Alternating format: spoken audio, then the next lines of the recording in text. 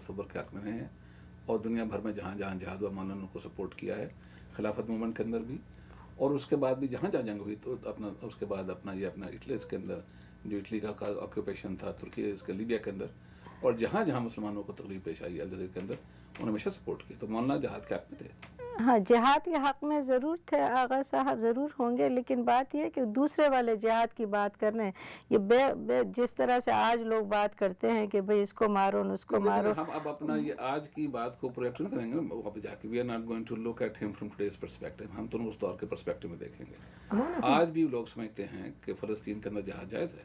جہاد کی اپنی ڈیفینیشن یہ ہے کہ اگر آپ کو آکوپائی کیا جائے تو آپ جہاد کر سکتے ہیں. بالکل ہاں. تو میں صرف عرض یہ کرنا چاہ رہا ہوں کہ گاندھی کے نقطہ نگاہ سے سوائے اپنا سیکنڈ ورلڈ وار کے اندر فرسٹ ورلڈ وار کے اندر آپ کو پتا گاندھی نے خود جنگ کی حمایت کی، فرسٹ ورلڈ وار کی حمایت کی. اور فرسٹ ورلڈ وار کے دوران گاندھی جی تھے وہ برٹش گورنمنٹ کے اپنا ریکروٹنگ ایجنٹ کے طور پہ گاؤں میں جا کے لوگوں کو متاثر کیا کہ آپ شریک ہوں. سیکنڈ ورلڈ وار کے اندر بھی انہوں نے اس کو دیا. تو گاندھی جی کا بھی عدم تشدد کا فلسفہ پرفیکٹ نہیں تھا. اسی طرح ابوالکلام آزاد کی پوزیشن جہاد کا بالکل واضح تھی. وہ سمجھتے تھے کہ مسلمان جہاں پہ ان کا دین، ان کی دنیا، ان کی اپنا لائف آکوپیشن میں ہو، they have to right to resist their occupier by force armed struggle. جی وہ جہاد کا تصور ان کے سامنے جو تھا مولانا آزاد کے سامنے، اس کی وضاحت انہوں نے خود کی ہے. جی جی. انہوں نے فرمایا کہ جہاد اگر آپ کا ملک، آپ کے ملک پر کوئی قابض ہو جائے، یعنی کسی نے آپ کے ملک پر حملہ کیا، اس وقت آپ اپنی وفا کر سکتے ہیں. وہ اس طریقے سے وہ جہاد کو انہوں نے اپنایا تھا. یعنی یہ نہیں کہ جا کے انگریزوں پر حملہ کرو، ان کو مارو، ان کو نکالو، اس طریقے سے نہیں. ان کا تصور ہی کچھ الگ ہے جہاز کے بارے میں. ہاں کیونکہ اہنسا کی جو آپ بات کر رہے ہیں، نان وائلنس ہے، تو ہندوستان کی آزادی کے لیے اگر ہم نے ہتھیار نہیں بھی اٹھایا تو جہاد تو پھر بھی کیا نا، کیونکہ ان کو تو ہم لوگوں نے ہٹایا نا. تو جہاد کا وہ اس مقصد سے تو جہاد پھر بھی سب نے کیا. میں یہ چاہ رہا ہوں کہ ہم اپنا، چونکہ آج کل جہاد کا لفظ ان پاپولر ہے، خوف مبتلا نہ ہوں.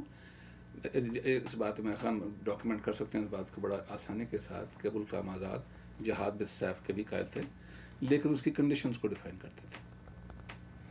جہاد کے ایک مطلب ہوتے ہیں نا، جیسے میں جہاد بالسیف کی بات کر رہا ہوں. جہاد بالسیف قلم کے زور سے نہیں، تلوار کے. Let's go to next issue. آپ چونکہ ہم سب بات اب کر رہے ہیں ایک آدمی کو تینوں کو گفتگو کرنی چاہیے. آپ کے نزدیک ان کے ذہنی ماخذ کیا تھے اور کن لوگوں نے انسپائر کیا جوہر کو، ظفر علی خان کو اور ابوالکلام آزاد کو؟ کوئی ایسی قوتیں، کوئی ایسے تاریخ کے اوراق، کوئی ایسی موومنٹس موجود تھیں ہورائزن کے اوپر جن سے خود ان کی ذہنی تربیت ہوئی اور یہ لوگ اس طرف چل پڑے؟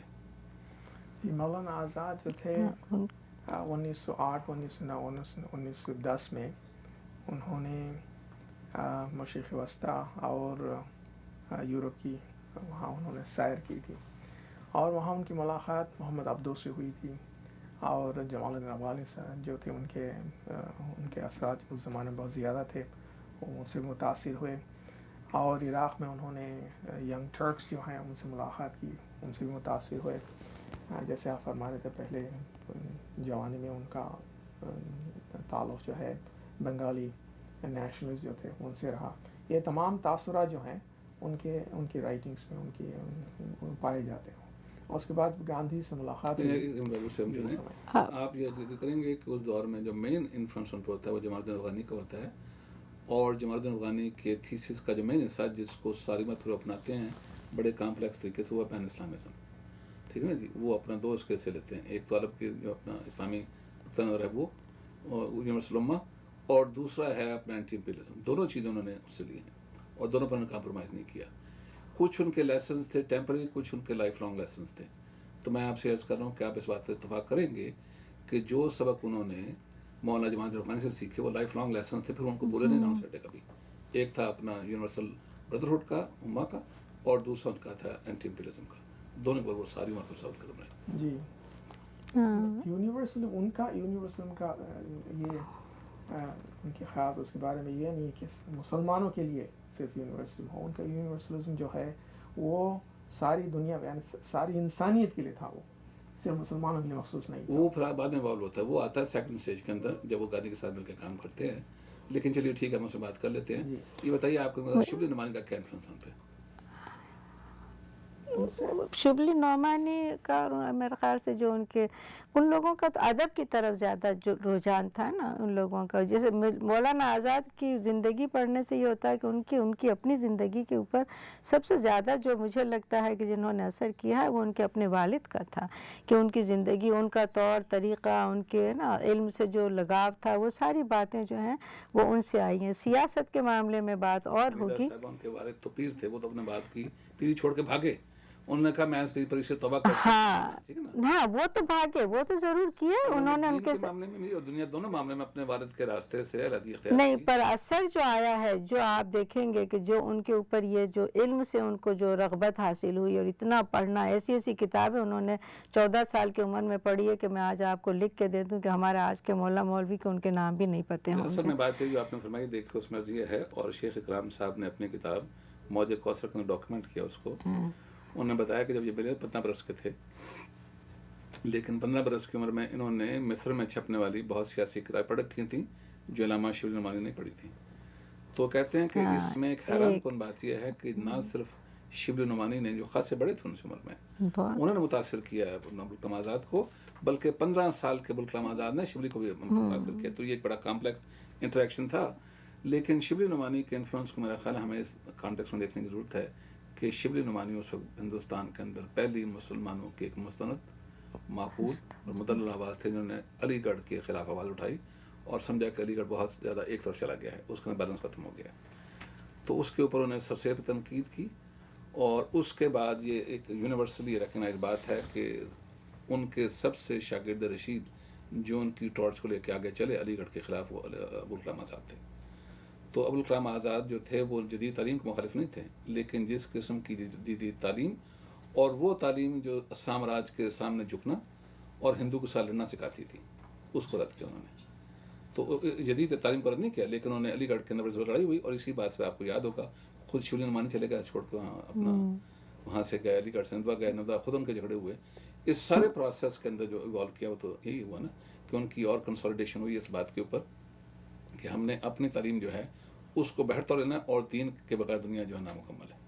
جی سید کی کوشش یہ تھی کہ ہندوستان کے مسلمان جو ہیں وہ مغربی تعلیم کو اپنائیں, ان کو سیکھیں, اور ان کے نہ صرف علم پر ان کی وزڈم جو ہے اس کو بھی سمجھنے کی کوشش کریں, اور ان کے ساتھ مل جل کر کام کریں. یہ تھی ان کی تحریک. اور اس کے خلاف جو ہے شبلی نعمانی اور دوسرے بہت بڑے لیڈرز اس زمانے میں, وہ سمجھتے ہیں یہاں ان کو ان کی تہذیب کے بارے میں سمجھنا ضرور ہے, لیکن ان کے ایسا نہ ہو کہ ہم ان کی تقلید کریں, یعنی ان سے مل جل کر کام کرنے کی ضرورت نہیں ہے. یعنی ایسا نہ ہو کہ ہم ان میں کیا کہتے ہیں ہاں بالکل ان کو اپنا لیں پوری طرح سے. جیسا آج اس کے علاوہ ایک بات اس نہیں ہے کہ شاہ ولی اللہ ساؤتھ ایشیا میں پہلے شخص تھے جنہوں نے 2 قومی نظریہ دیا, اور سر سید نے اپنی تحریروں میں بار بار ہندو اور مسلمانوں کو 2 مختلف قومیں کہا ہے. تو ابوالکلام آزاد اس نظریے کی مخالفت کرتے تھے, تو لہٰذا انہوں نے اپنا سر سید کے جو فلسفے کی 3 لیول کی مخالفت کی.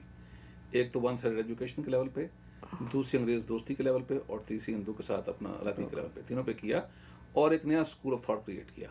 اور جو واضح شخص تھے علی گڑھ نہیں گئے تھے, لیکن علی گڑھ میں تھمڑا نے اس کے خلاف اپنا ایک اپنی پوزیشن کریٹ کی. اس کے مقابلے ہم 2 اور آدمی دیکھتے ہیں, مولانا محمد علی جوہر اور اپنا ظفر علی خان, دونوں علی گڑھ کے ہونہار اسٹوڈنٹ تھے.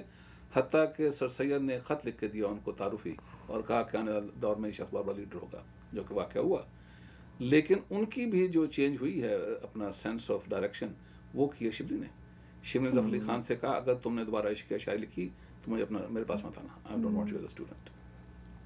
اس دن کے بعد انہوں نے کہا کہ میں نے قومی مقصد کا کوئی شاعری نہیں کی, اور پھر یہ کہ میں نے مشاعروں میں شعر پڑھنے بند کر دیے. میں اپنے آپ کو مشاعروں کا شاعر نہیں سمجھتا, قومی شاعر سمجھتا ہوں.